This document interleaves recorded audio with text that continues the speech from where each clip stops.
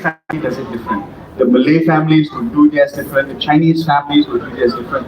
There are also different ways where I've also tried recipes where in the stock itself, they also blend together the sardine can together with the tomato sauce. If you like that type of taste, you can, but I personally, I don't like it because it makes the laksa, the tomato sauce is sweet.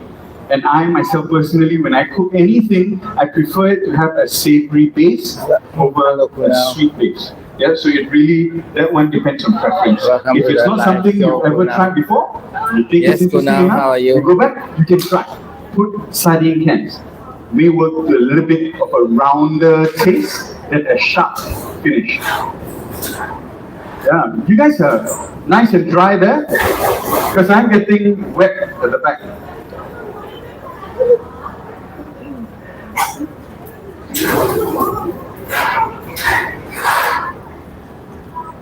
All right. Now, the other condiments that we will be serving this Asam Laksa with is pineapple. So now I'm just going to take some time to prepare the garnishes that we will use in the Asam Laksa.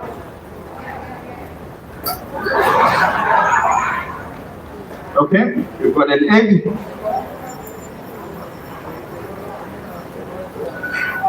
Some cucumber and mint leaf. How's the soup? Boiling? Yes, good. Now, you can see that this soup that I have, the color of the soup is a little bit creamy. Yeah? The stock in itself, before I put the paste in, they must have cream skip, the creamy skip. And that is because we blend the fish bones and the fish head. Sekejap, I tarik ke dalam sikit. Yeah, can we pull the thing inside a little bit? A bit more, a bit more, a bit more. Now you can smell the stuff. Huh? Yeah, or else our celebrity chef, Sherson, filming, you're also cozy and nice sitting there, at the back of his back, all there. So now a bit cozier, Sherson, I believe it's nicer.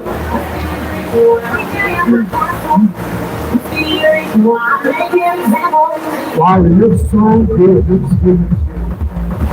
Okay, brother. It's not answer to start dancing.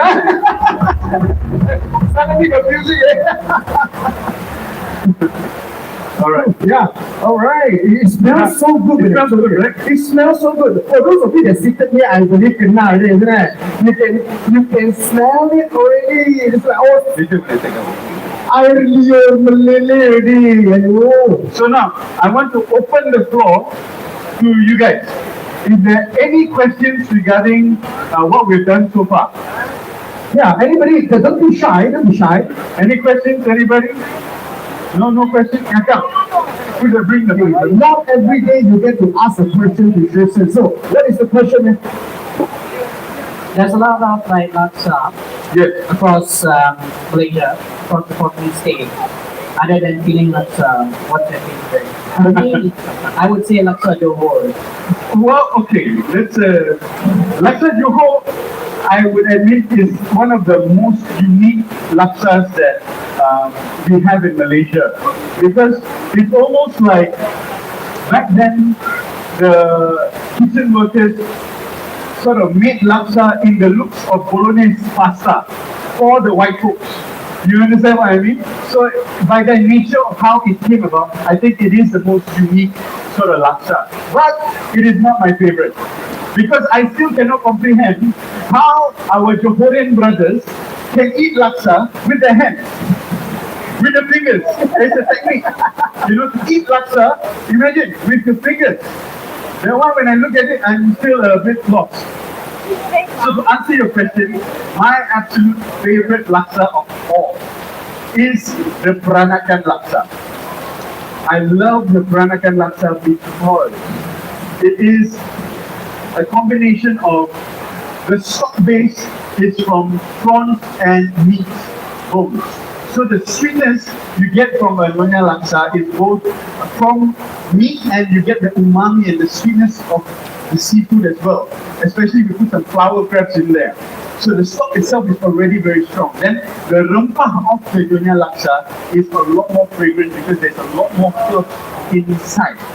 And then you finish it off with some coconut milk to just make everything nice and rich and balance everything together. Push! Hey! Sorry. We're in Penang, asam-asam better. At the end of the day, must come back to Penang to prepare the Any more questions? Anymore? Not every day you get a chance like this, not all the time you get a chance like this. Now it's open for questions. Anybody just raise your hand. Anybody at all, just raise your hand, I'll come to you. And you can directly communicate and ask a question. Ask me about the laksa recipe also can, or if you think the laksa recipe is hopeless, you want to ask me about my personal thing also can. Okay, I'm yours for the next half an hour. Yeah, so nice. Ask about you also can. Can, Anybody want to know anything? Anybody want to know anything? Don't show so shy like that. Yes. Right over here. Okay, yeah. Anything you want to tell or ask? Yeah, okay. I will start with a question which you don't have to answer. Why did you move to Ghana? If you cannot answer that one, answer the second one. When is your next cooking video coming out? I've been waiting for months. Wow, those are two of the most asked questions on my social media since I announced that I moved to Ghana. Okay, and I've not answered it yet officially on any platform too. So let me answer it to you guys, okay? It's a close, intimate crowd. Now, I moved to Ghana because my parents, there's so many cameras recording some more. Nobody is letting this chance slip. Everybody's recording. Oh, this is official. So I moved to Ghana. One of the main reasons was because my parents are there. My parents have been there for about 2-3 years. They are doing some consultation work for a Malaysian company in Ghana. So, when he asked me if I had an interest of coming or not, I was like, Ghana, whoa. But when I spoke to my wife about it, she felt adventurous about the idea. And, our 2 kids were also young enough, to be agile and adapt to a new environment. And we thought, we also didn't want to come to a point where maybe 10 years later, we think to ourselves that, we should have gone. Because the opportunity might not come again. And at the same time, we also wanted my parents to have close proximity with their grandchildren too. So, with all of that put together, was the reason why we went. And at the same time, I needed new inspiration. I needed a new adventure. I've been doing this for 15 years, guys. 15 years. Ever since 2010, I started this. And, from being on TV3, AFC, then AFN, and then starting my own social media, YouTube channel. So I needed a little bit of change in terms of environment and the things that I was doing. So that's also one of those reasons. So I hope that answers your question, huh? Yes? If it says yes, why don't clap your hands? Just as look, come on. This is like first-hand information, never explained, never answered on any platform. On the second question, when am I going to quote-unquote Kuikana, start very soon. Very soon. It took a little bit of time because, as I mentioned earlier, Ghana is a very different place. So in terms of how we perceive food, in terms of how you go and buy ingredients, it's also very different. Just to give you an example, here when we want to cook something, we go to any market, we buy whatever we want, and everything is available to us at relatively very cheap prices. In Ghana, almost everything is available. However, it is not all at the same place. Everything is very scattered. That is one. Secondly, ingredients are exceptionally, a lot of the ingredients are exceptionally expensive. For example, broccoli is $18 a head. Yes. So, in the past 5 months, I've not had broccoli. You think I'm joking? I'm not. My wife is crying to eat broccoli. I mean, you're serious, huh? I'm serious. 18 USD per head of broccoli. Yesterday I was in Tesco. It's $2.99. Yes. I was to shake my head. Like, Malaysia. and also, pei chai. The long Chinese cabbage. Uh-huh. Huh? Yes, it's 100 ringgit. For one box. Yes. So when I want to eat that one, I must sing nasi mak ujipa bana. Baru kerja. Oh goodness, one like that, already 100. Yes. So I will still, to answer your question, I will soon, but I'm still sort of figuring stuff out. The first couple of months was rather difficult for me and my wife because we're also sorting out schooling for the children and all that. So creating content wasn't the first thing in my head. I was really just trying to sort out a family, sort out the places we stay, sort out the new environment I was living in and all that sort of stuff. So I promise you, once things are a little bit more settled, I will start again. Okay? Maybe I will teach you how to cook Ghana food. Okay, anticipating, look forward for it, right? Yeah, looking forward for it. Answer your question, huh? Fantastic. Both question answer, you expected one, and then you get both your question answered. Are we still open? Let me ask you first. Yes, Huh? we can open. We can a little bit more. Okay, a little bit more. We still got time. Anybody here? Oh, fine, over there. I'm coming to you. Boy, traffic, sorry, See, once the elephant is out of the room, suddenly all the questions on the Yes, here comes the question. All right, you don't worry, I'll just stand right over here. So, come on, I'll pass you the mic. Hi, Chef. Hello. I've got two questions. My first question is, what was the stick that you put, what were those two sticks that you put into the soup? And my second question is, when we visit our hometowns, I know we all like to bring back the goods that we love. So when you leave Malaysia, Darling, what are you packing? my wife gave me, I came back by myself for 5 days. I brought 2 huge ass suitcases. One is half empty, the other one is full empty. So I'm going back with a lot of stuff. Now to answer your question, this is what we put in. This is ginger torch flower. You can smell it, it's absolutely fragrant. And this is one of my absolute favorite herbs of Malaysia that I like to use. And it's definitely following me back to Ghana. So we use this part for eating. We slice it very, very thin. You find it in like nasi kerabu, different. It's like our local rice salads. Yeah. But in terms of flavoring, we use this to also flavor the soup. But the stem has too much fiber, usually people chuck away.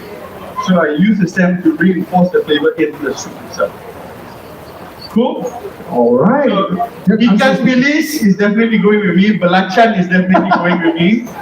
Amongst some other things too. Okay? Auntie, how? Fast enough. Can smell, huh? Big thumbs up. Thumbs up like that. A relief. Auntie approved. Auntie, play. So is it that it's impossible or how to get this ingredient in Ghana? Yeah, man. Because to them, they don't even know of the existence of this thing. Oh. This is a very Southeast Asia thing. Thailand, Vietnam, Indonesia, Malaysia, they use bunga kantan. All around, all the way that side of the world, no. And just to give you an idea about the food in Ghana, they look and perceive food very differently from us. When I say that, I mean what we here think and look as appetizing, to them is the complete opposite. And what they think and look as appetizing to us, it's like, wow, really? You know what I mean? So I'm also in that cross junction of how do I, you know what I mean? Because I cannot act. I'm not a good actor. Every time I watch, my wife loves it though, surprisingly. She loves it. Every time she has like an okra soup. Okra soup is one of the most famous things to eat there. And okra soup is made out of a soup which has protein, tomato base, but it also has a lot of okra. And here we use okra as a vegetable to eat, and we cook it in a way where we do not want the slime, right? Yes, for ladies' fingers. But there, they can use the slime to use it as a thickening agent. So, you see what I mean by what is appetizing to us and what is appetizing to them? White and black. You know what I mean? So they will infuse all that slime into the okra soup, then the soup becomes thick. So when you eat with fufu, which is their quote-unquote rice, their local staple, cassava and plantain, all and pounded into like a dough. So that's their rice. They take their rice, they dip it into the okra soup, and they pull it up. It's like mozzarella cheese happening all over the place. And then some of you have to like wind up the slime and then eat. So when I look at that, I'm lost. Like, and you can see my face. Like my wife loves it. I look at her, I'm like, even lost. It makes my spine go like that, you know? But listening to Sherson describing the food, how many of you actually find it mouth-watering? Any Malaysian here thinking that, wow, actually I also like okra, I love it, I like thickening. Anybody? I cannot count. So I'm yet to learn. I'm exploring, but I'm exploring slowly. You know, one thing at a time, little by little. Hopefully, in due time, that I will be able to introduce you. Hey guys, in Malaysia, this is fufu with okra soup, and actually enjoy it. So the day will come. Looking forward. Many people be looking forward. Do we still have time for one more question, or we Yeah, whoever wants to ask a question, I will answer as I am preparing. Amazing, the one hard drive can use how many functions, or focus on making good food, and then at the same time you ask what you want to ask. Yeah. Okay, open. Anybody else just want to ask any question? See, I think it's very beneficial for all of us. The question is asked is actually very good. Yeah. By one question, we know more about so many knowledge. Because, like for example, how many of us know so much about Ghana food and the availability of the ingredients and the price of broccoli there, for example. I must say, I don't want to. Before this goes out to social media, and then the people in Ghana hear that I talk to like that about that, I go back and wallop me nicely. I must say that the quality of produce there, of whatever that they grow, limited as it may be, is of top-notch quality. Because the science, the lacking behind in science agricultural science has been to their benefit. For us here, sadly in Malaysia, a lot of our agricultural science have driven profit margins only. We end up, a lot of our produce like tomatoes don't really taste of anything anymore. But there, the tomatoes are absolutely delicious. It's lush, it's red, it's consistent. And food there don't last very long one. You buy it, you have to use it within 2 days. Even cucumber, you don't use within 2 days, it already starts to wither. So you know that there is not much chemical in the food. It is as natural as it can be, and the best part, it doesn't have a fancy organic label there. You know what I mean? Pineapple. I've never tasted pineapple as sweet as honey. You look at it, you think it's not right because it's green from the outside. In Malaysia, you got to wait until the thing turns yellow, and it's almost like playing gambling. You think ready, not ready. You think maybe I should have waited a more day. There you cut, sweet. So, and the people there, they eat very healthy food. Yeah, they're very complex. Even the carbohydrates, the food that I mentioned is complex carbohydrate. Yeah, it's not processed carbohydrate. Like we eat a lot of rice, a lot of noodles. It's gone through many layers of process before it enters our body. So that's why the people there also a bit more Kocak. Kocak. So there is good, there is bad, as of everything in life. Correct, the uncle, wisdom. Yes, correct. There's always two sides of something. And so I believe actually, I think it's nearing completion. Looking at the kura is being poured onto the noodle. Is it nearly done yet, Sherson? Yes. Are we done yet? We're done. Oh, we're done. Okay, wow. We check, So the laksa noodle is done. What I'm doing now, I'm basically heating up the noodle.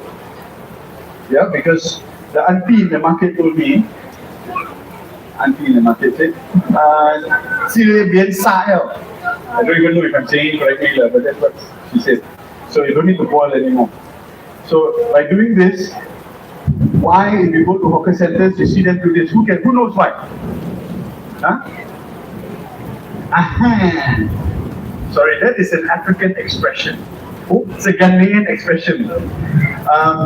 Is to heat up the noodles. Because the one thing that we Chinese love is that when we are having noodles or having anything soup, we need it to be absolutely piping hot. If it's not hot, we get angry. Yes. Right now. Yes. Must be hot, right? All the dishes come, Hey, why sejuk already? Why not hot? That's Malaysian stuff. Yes. So the noodle, you get it hot, we do that. We put the noodles, we put the kuah over the noodle and then we pour away. Few rounds of it, Yes. So you can see this, I put down here, It's so good. So good.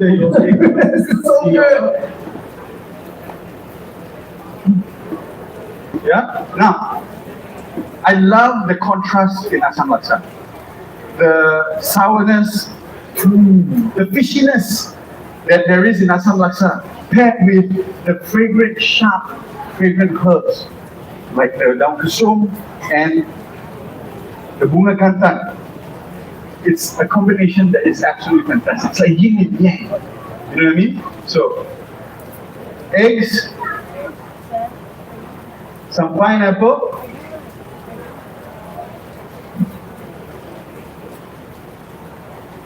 so you get the sweetness from the pineapple. You're having the soup that's sour, spicy, fishy. You get the sweetness from the pineapple. Wow. Then you get the perfume of the mint leaves. You get some fresh, nice, crunchy cucumber.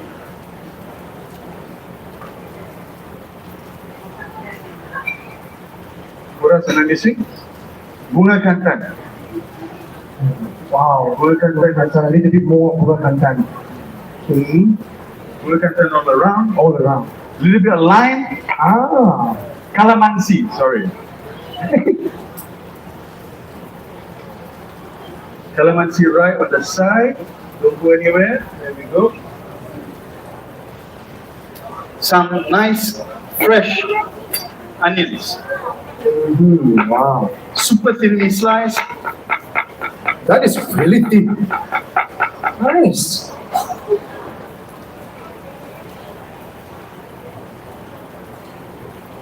It looks so easy when you cut it. Yeah, when we cut it at home, it looks big, small, and not uneven. I am 40 this year. I started at 17 cutting onions. Okay, So that answers. you That answers. It's so easy. Oh, even. Wow. That's so Okay. nice. What else am I missing? Some chili lah. Chili. Baru ada. Dia kata, wow, remember. Aku masak sendiri, aku pun terasa macam tu juga. But that is the thing, for too many of us, I believe. But some of us, maybe we cannot accept also, but we still want to pedas a bit. And then you until ask you, hey, watch out. Like that one. Man, I didn't make too many also. Applicable, can apply to ourselves. And the most important of all, heko. Masa heko lah. No heko is like you eat nasi lemak tak ada sambal. Right now, you feel like you want to scold the burger. serious, huh? Ooh, look at that. All right, ladies and gentlemen, that's the Penang Asam Laksa and my version of it. If you've got any questions, we have 10 more minutes before the prayer starts. Yep.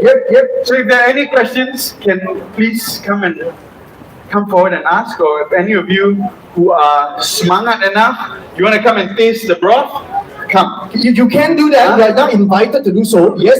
You all come, please don't feel paise. You can come around, invited. Yes. And this is like a very rare chance that you get right here. Sherson Lian, a TV celebrity host, a celebrity chef, right in front of you. A world-class Asam Laksa is what we're talking about. We We don't have the plastic spoons world-class, okay? inside. You've got plastic spoons inside? No.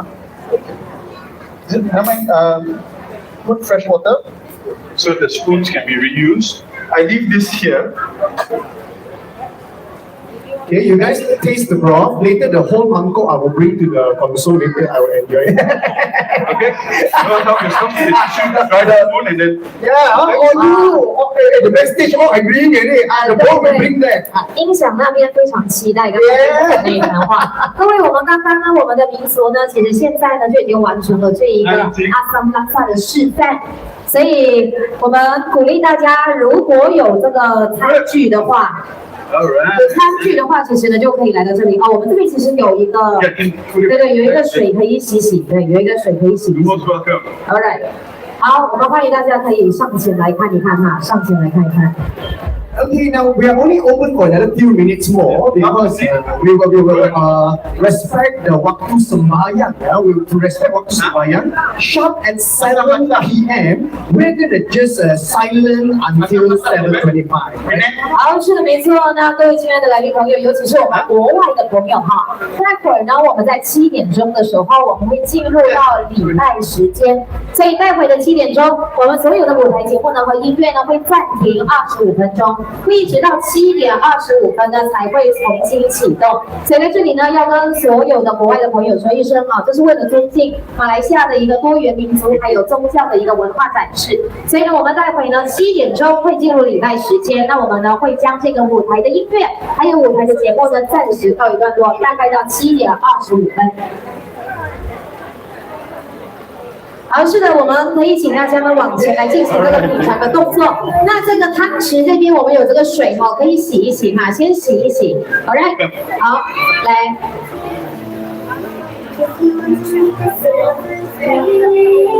Okay, other than tasting the broth, of course, open for photograph as well. As long as Sherson is okay 这 with 是一 it. 个难得的机会 ，OK， 非常难得有这样的机会可以近距离的接触到我们的电视民俗嘛。I took the chance, it's not really. I know. I took the chance already. You got Kamu and Sadi. OK， 好，各位，刚刚呢，我们的 chef 在为大家示范的就是这个阿桑拉萨 ，Alright， 所以希望呢，大家从刚刚的这个示范当中呢，有一些收获。那想要回家呢自己试一试的话，也非常的欢迎。OK， 好，那各位，我们现在呢有这个还有剩下几分钟的时间啦 ，OK， 剩下2分钟，让大家可以上。